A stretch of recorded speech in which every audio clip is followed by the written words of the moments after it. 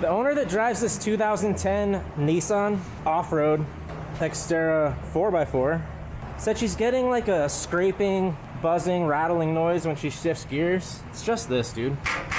Super common on all Nissan SUVs and trucks pretty much. These clamps right here on these exhaust shields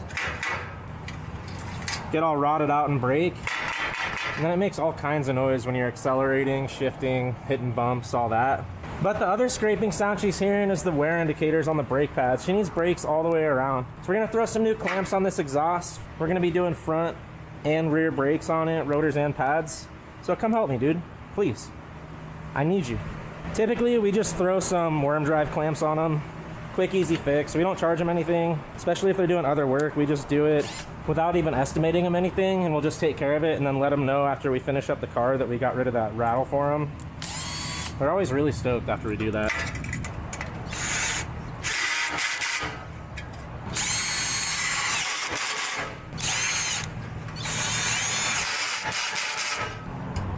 Way better, bro. And just because OCD,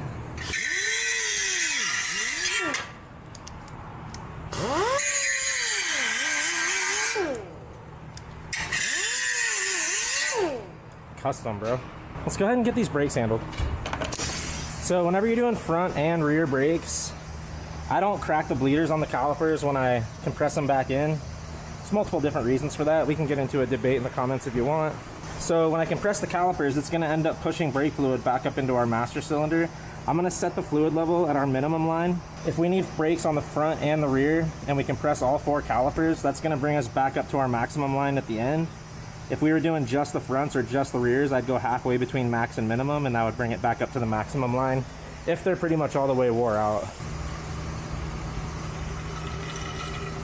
Okay, and then I like to just throw a rag over it, leave the cap off, throw a rag so nothing falls in there. If it does seep out a little bit, a rag will catch it.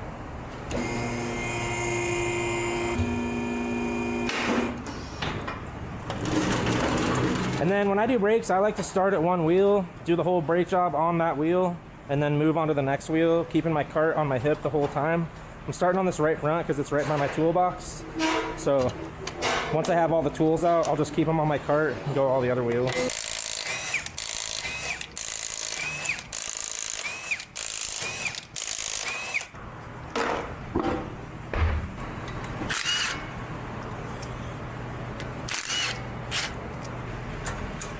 And here's the scraping noise she was hearing right here. See how this wear indicator is all shiny on this edge? Typically when you have a wear indicator noise, you'll hear it when you're not pressing the brakes, and then when you press the brakes, it'll go away. And that's exactly what this one was doing.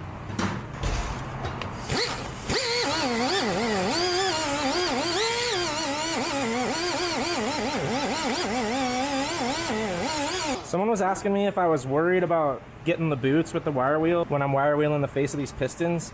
That's exactly why I wire wheel them while they're out. That way the boots aren't all scrunched up. I'll show you what I mean once I push them back in.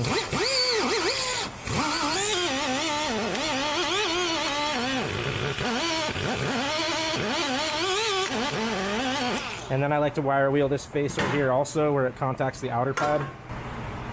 One reason I don't like to open the bleeder while I'm compressing the calipers is because I like to feel if there's any resistance pressing the calipers back in, or if there's any restriction in our hose. If we had the bleeder open and we press the calipers back in, we might not notice if there's a hose restriction. And it's just completely unnecessary to crack the bleeder. I know people are gonna disagree with me, and that's fine, but I've been doing it this way for probably about 15 years now. I used to crack the bleeder every single time, until when I worked at Toyota, they specifically told us not to at the dealer I was at, and so I stopped doing it at that point. And I've been doing it that way, like I said, for 15 years ever since. Zero issues. And then these boots had a little bit of air trapped in them, that's why they were still kind of swole out. All you have to do is get a pick down on the boot right here, where it recesses down into the little groove on the piston, and pull up on it a little bit, and that'll release the air out of there and let them relax back in place.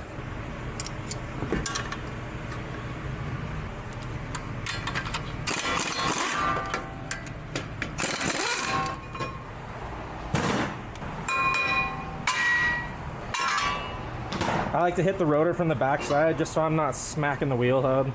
Probably have to hit it really hard to bend it or to dent any bearings inside there, but Just seems like a better idea to me. And then I'm gonna use this hub cleaning tool. We're gonna clean up this hub face, get it nice and clean. That way we don't have any rust jacking or any lifting underneath our rotor, which could cause lateral run out issues, which eventually would cause a pulsation in our brakes on our new brake job.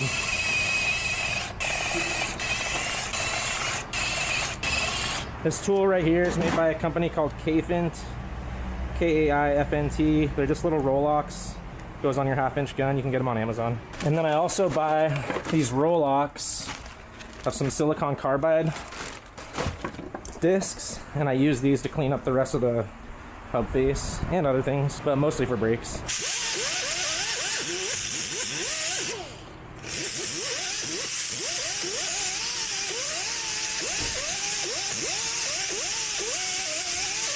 And then I like to hit this inside corner of the hub and the hub itself with a wire wheel.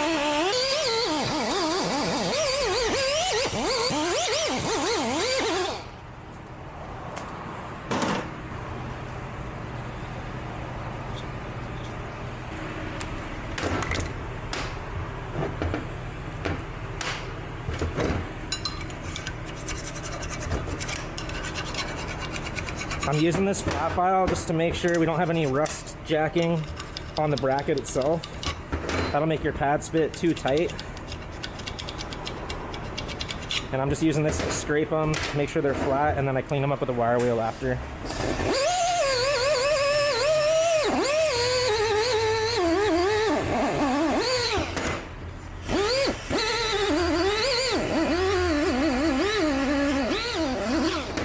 Typically for slide pins, you just need to wipe them off with a rag unless they're all rusted out. You don't want to spray these slide pin bushings right here with brake cleaner because it'll swell them out and they'll get stuck down inside the bore. I also want to put them back exactly where they came from. Every time I take a brake caliper bracket apart, I always have it facing my right, and I take the pins out and set them out in whatever spot they came out from. Then I like to fill these up with some brake cleaner. Hello, brake cleaner, are you there? Clean them out with this wire brush. This is just a pipe cleaning set that I got off Amazon. Blast them out with some air.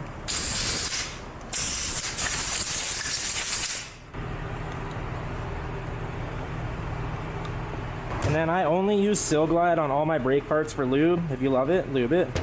We're gonna just lightly coat these pins. You don't wanna leave a bunch of excess on there, that's plenty. Because they need to be able to slide all the way down in there without hydro locking on the bottom. And if you have too much grease on there, it can cause all kinds of weird stuff. I've had cars have pulsations from too much grease, but also if there's too much grease in there, it'll sometimes hold pressure on your outside pads, so you gotta watch out for that. And then I like just a little skim coat on the brackets under the hardware. Anywhere where metal's touching metal is gonna get a skim coat of Sil Glide on my brake jobs. Whoever did this brake job last time didn't have the little spreader clips inside there, but we got new ones, so it's all good. Everything's fine.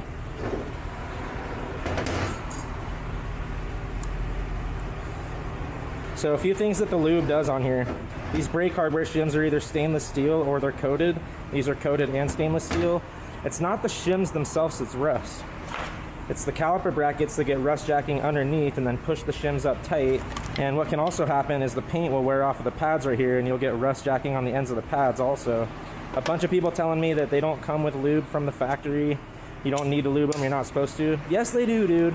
A lot of times they do, and also, if you look up most brake procedures, especially on Japanese vehicles, it will list right in the procedure that you're supposed to lube these specific spots.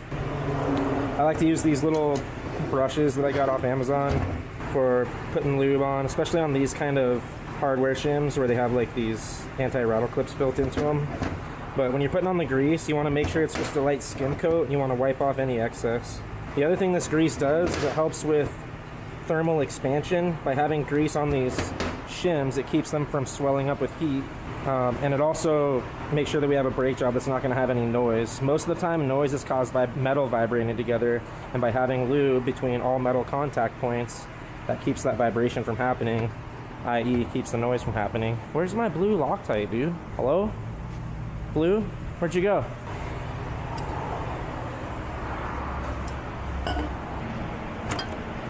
Bitch. Little brother's stealing my stuff all the time, dude. And then if it calls for red, I will use red on the bracket bolts. This one does not, so I'm just going to put some blue thread locker on these ones. When it comes to the positioning of your wear indicator, you want it on the leading edge of the rotor. That side's going to wear out a little bit faster than this side most of the time, but also if we had it on this side and the rotor started hitting it, it would just break it off, which would be nice because it would stop making noise, but then your pads would start grinding. So that always goes on the leading edge depending on which side of the hub the pads are on. If it was on this side, it would go on top, but on this side, since the wheel turns this direction, it goes on bottom. I like to preload my caliper brackets with the pads. And the easiest way that I found to do that is to get it on this edge first, down inside the corners right here, diagonally, and then just roll them into place. That works on 9 out of 10 caliper brackets, but I see a lot of guys struggle with that. That's ready to go back in. Hopefully these rotors are right. I didn't check them first, which I normally do. You'll notice I added just a little bit of anti-seize just around the corner of the hub. That's where these rotors typically get stuck, and that's why I put that on there. And I like to use my wheel stud installation tool with a lug nut just to keep it snugged down so it's straight up and down. Makes it easier to get back on.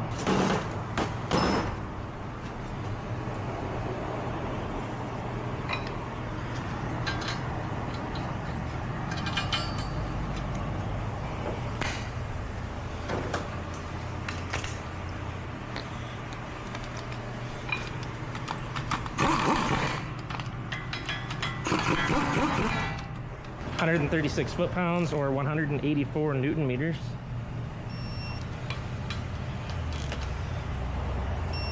Perfect.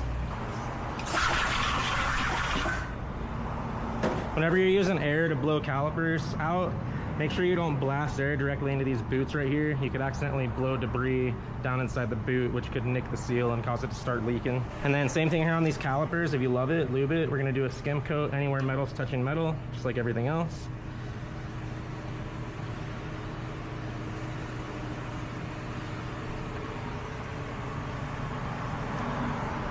Wipe off all the excess, tiny dot of the blue.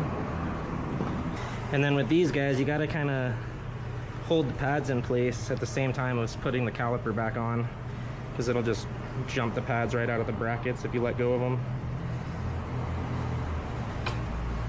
Like this. Which is great because they keep them spread, but a lot of people struggle with getting the caliper back on. You just gotta hold them and get one side started and then roll it into place. It's not a big deal, dude.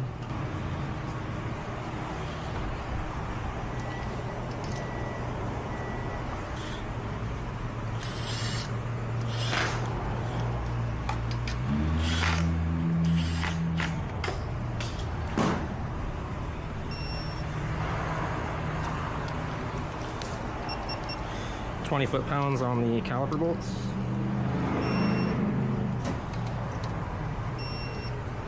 Easy. Don't leave your hook under there. It'll make all kinds of racket. And then, like I said, I like to go start to finish.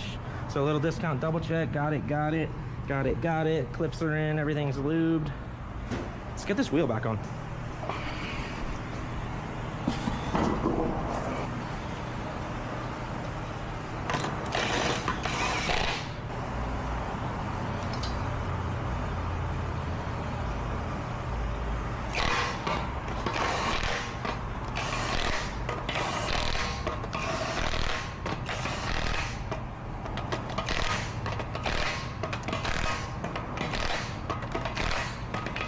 Got my impact set to low. That's getting them down to maybe 30-40 foot-pounds. We're gonna hand torque all 4 wheels at the end when we let it back down. But on this next side, I'm gonna go ahead and do the whole shebang over here. As you can see, I've already got all my tools out ready to go for this side. And I'm just gonna do this side normal speed without talking like I normally would if I wasn't making a video, just so you can kind of see my process without blabbering the whole time.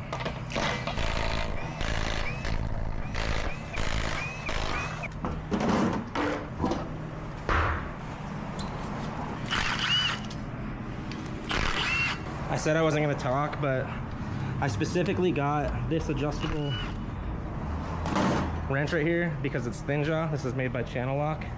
That's what I mostly use them for. Also, sway bar and links, they work really well. This one has 1 spreader on it. Dude, 1 out of 4, not bad.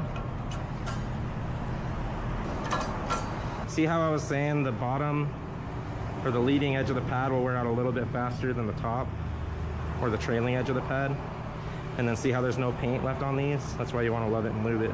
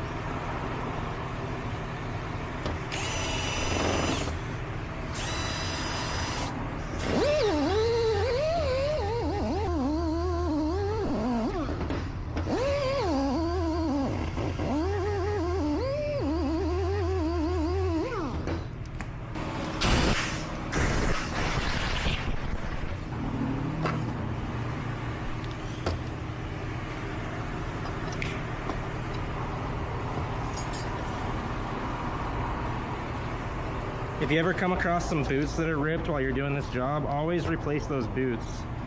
If those boots are ripped, they'll allow water and corrosion to get into those pins and get them all seized up.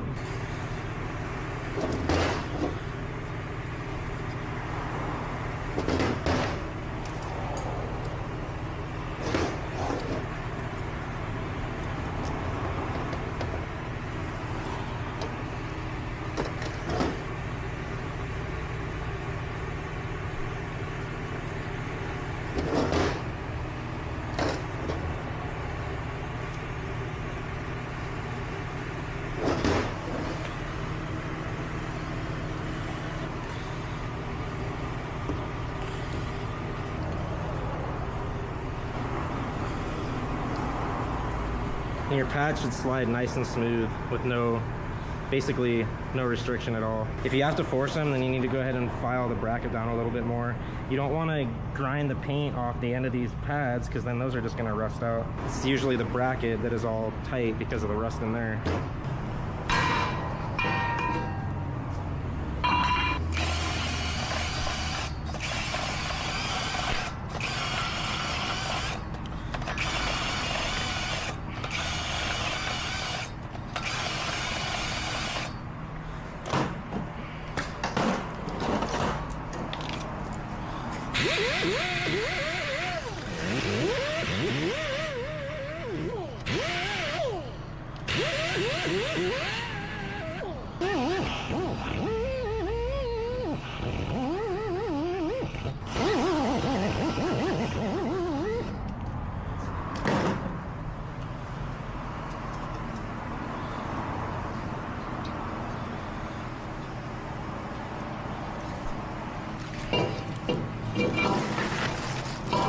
Because I know somebody's wondering right now, the reason I'm not cleaning off these brake rotors, because these are fully coated, polymer coated rotors, and this coating that's on here is actually meant to be on there, and it breaks in with the new pads when we go and do our break-in process and our bed-in process on the pads. The coating will wear off only on the braking surface, and the rest of the rotor will stay fully coated, but these come packed dry, ready to install, no cleaning necessary. If you get rotors that are bare metal, they come with an oil film on them. That way they don't rust in the packaging. Those do need to be sprayed off with brake cleaner and wiped off with a rag.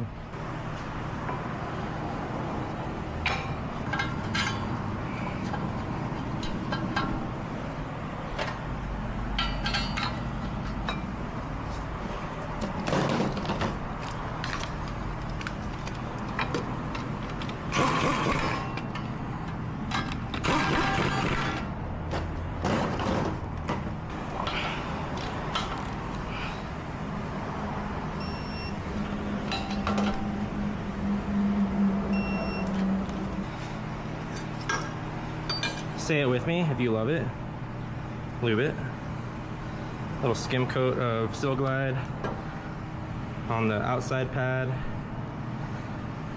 or where the outside pad will contact, and then on our piston faces as well.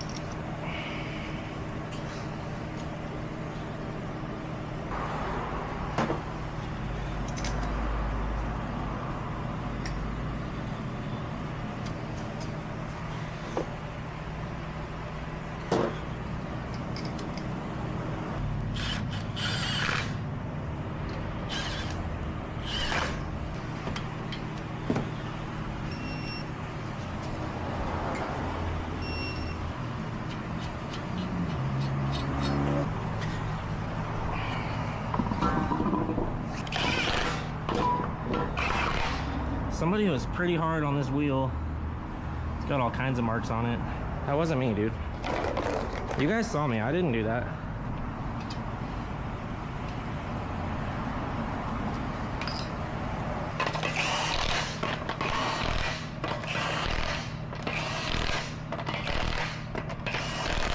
Like I said, I'm gonna torque all 4 wheels once we bring it back down on the ground, but I'm gonna do a part 2 for the rear brakes. So come on, follow me to part 2. We'll do the rears.